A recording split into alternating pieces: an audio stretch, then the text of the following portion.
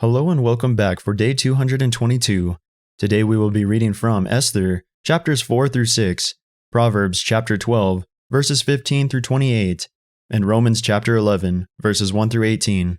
Esther, Chapter 4. When Mordecai perceived all that was done, Mordecai rent his clothes, and put on sackcloth with ashes, and went out into the midst of the city, and cried with a loud and a bitter cry, and came even before the king's gate, for none might enter into the king's gate clothed with sackcloth. And in every province, whithersoever the king's commandment and his decree came, there was great mourning among the Jews, and fasting, and weeping, and wailing, and many lay in sackcloth and ashes. So Esther's maids and her chamberlains came and told it her. Then was the queen exceedingly grieved, and she sent raiment to clothe Mordecai, and to take away his sackcloth from him, but he received it not. Then called Esther for Hatach, one of the king's chamberlains, whom he had appointed to attend upon her, and gave him a commandment to Mordecai to know what it was, and why it was. So Hatach went forth to Mordecai unto the street of the city, which was before the king's gate. And Mordecai told him of all that had happened unto him, and of the sum of the money that Haman had promised to pay to the king's treasuries for the Jews, to destroy them. Also he gave him the copy of the writing of the decree that was given at Shushan to destroy them, to shew it unto Esther, and to declare it unto her, and to charge her that she should go in unto the king, to make supplication unto him, and to make request before him for her people. And Hatach came and told Esther the words of Mordecai. Again, Esther spake unto Hatach, and gave him commandment unto Mordecai.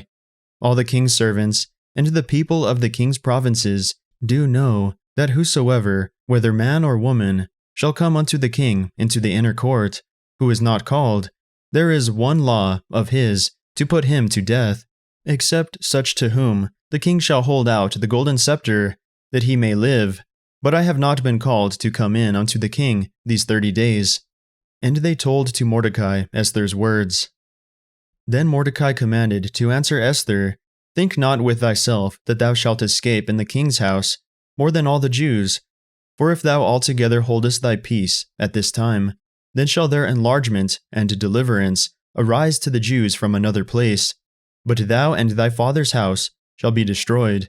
And who knoweth whether thou art come to the kingdom for such a time as this? Then Esther bade them return Mordecai this answer, Go, gather together all the Jews that are present in Shushan, and fast ye for me, and neither eat nor drink 3 days, night or day. I also and my maidens will fast likewise, and so will I go in unto the king, which is not according to the law, and if I perish, I perish. So Mordecai went his way, and did according to all that Esther had commanded him. Esther, Chapter 5. Now it came to pass on the 3rd day, that Esther put on her royal apparel, and stood in the inner court of the king's house, over against the king's house. And the king sat upon his royal throne in the royal house, over against the gate of the house. And it was so, when the king saw Esther the queen standing in the court, that she obtained favor in his sight, and the king held out to Esther the golden scepter that was in his hand. So Esther drew near, and touched the top of the scepter. Then said the king unto her, What wilt thou, Queen Esther, and what is thy request? It shall be even given thee to the half of the kingdom. And Esther answered, If it seem good unto the king, let the king and Haman come this day unto the banquet that I have prepared for him. Then the king said, Cause Haman to make haste, that he may do as Esther hath said. So the king and Haman came to the banquet that Esther had prepared. And the king said unto Esther at the banquet of wine, What is thy petition? And it shall be granted thee. And what is thy request? Even to the half of the kingdom it shall be performed. Then answered Esther, and said, My petition and my request is, if I have found favor in the sight of the king, and if it please the king to grant my petition, and to perform my request, let the king and Haman come to the banquet that I shall prepare for them, and I will do tomorrow as the king hath said. Then went Haman forth that day joyful, and with a glad heart. But when Haman saw Mordecai in the king's gate, that he stood not up, nor moved for him, he was full of indignation against Mordecai. Nevertheless, Haman refrained himself, and when he came home, he sent and called for his friends and Zeresh his wife. And Haman told them of the glory of his riches, and the multitude of his children, and all the things wherein the king had promoted him, and how he had advanced him above the princes and servants of the king. Haman said, moreover, Yea, Esther the queen did let no man come in with the king unto the banquet that she had prepared but myself, and tomorrow am I invited unto her also with the king. Yet all this availeth me nothing, so long as I see Mordecai the Jew sitting at the king's gate. Then said Zeresh his wife, and all his friends unto him, Let a gallows be made of 50 cubits high, and tomorrow speak thou unto the king, that Mordecai may be hanged thereon. Then go thou in merrily with the king unto the banquet. And the thing pleased Haman, and he caused the gallows to be made. Esther Chapter 6. On that night could not the king sleep, and he commanded to bring the book of records of the chronicles, and they were read before the king. And it was found written that Mordecai had told of Bigthana and Teresh, 2 of the king's chamberlains, the keepers of the door, who sought to lay hand on the king Ahasuerus. And the king said, What honor and dignity hath been done to Mordecai for this? Then said the king's servants that ministered unto him, There is nothing done for him. And the king said, Who is in the court? Now Haman was come into the outward court of the king's house to speak unto the king to hang Mordecai on the gallows that he had prepared for him. And the king's servants said unto him, Behold, Haman standeth in the court. And the king said, Let him come in. So Haman came in, and the king said unto him, What shall be done unto the man whom the king delighteth to honor? Now Haman thought in his heart, To whom would the king delight to do honor more than to myself? And Haman answered the king, For the man whom the king delighteth to honor, let the royal apparel be brought which the king useth to wear, and the horse that the king rideth upon, and the crown royal which is set upon his head. And let this apparel and horse be delivered to the hand of one of the king's most noble princes, that they may array the man withal whom the king delighteth to honor, and bring him on horseback through the street of the city, and proclaim before him, Thus shall it be done to the man whom the king delighteth to honor. Then the king said to Haman, Make haste, and take the apparel and the horse, as thou hast said, and do even so to Mordecai the Jew, that sitteth at the king's gate. Let nothing fail of all that thou hast spoken. Then took Haman the apparel and the horse, and arrayed Mordecai, and brought him on horseback through the street of the city, and proclaimed before him, Thus shall it be done unto the man whom the king delighteth to honor. And Mordecai came again to the king's gate, but Haman hasted to his house mourning, and having his head covered. And Haman told Zeresh his wife, and all his friends everything that had befallen him. And while they were yet talking with him, came the king's chamberlains, and hasted to bring Haman unto the banquet that Esther had prepared. Proverbs Chapter 12, verses 15 through 28.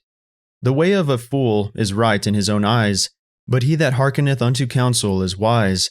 A fool's wrath is presently known, but a prudent man covereth shame. He that speaketh truth sheweth forth righteousness, but a false witness deceit. There is that speaketh like the piercings of a sword, but the tongue of the wise is health.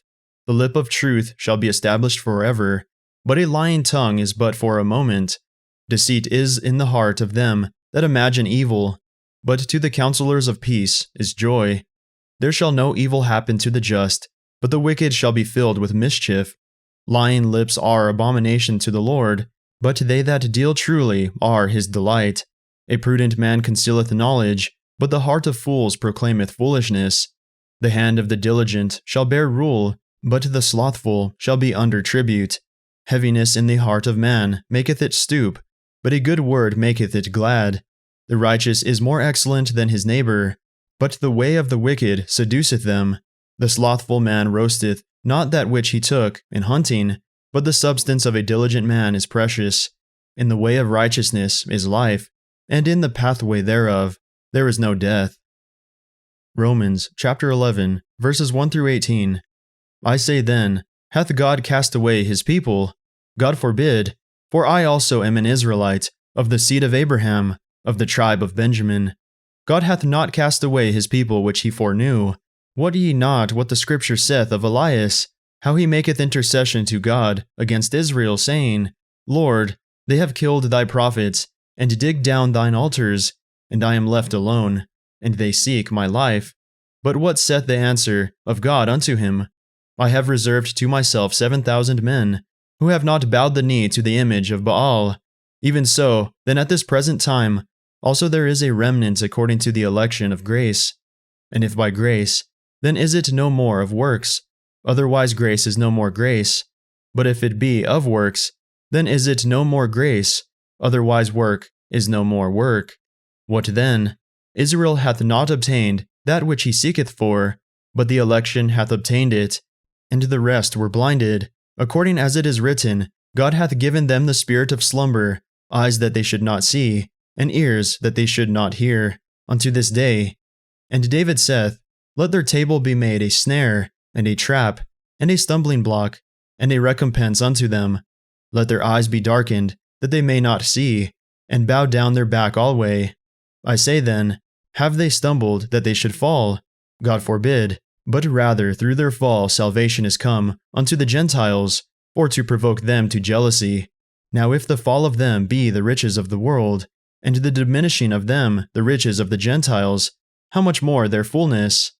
For I speak to you Gentiles, inasmuch as I am the apostle of the Gentiles, I magnify mine office, if by any means I may provoke to emulation them which are of my flesh, I might save some of them.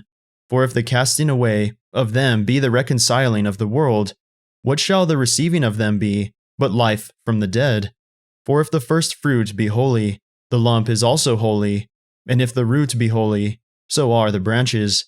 And if some of the branches be broken off, and thou, being a wild olive tree, wert graft in among them, and with them partakest of the root and fatness of the olive tree, boast not against the branches, but if thou boast, thou bearest not the root, but the root thee. That concludes our reading for the day. May the Lord bless everyone listening with strength, health, and courage, today and always.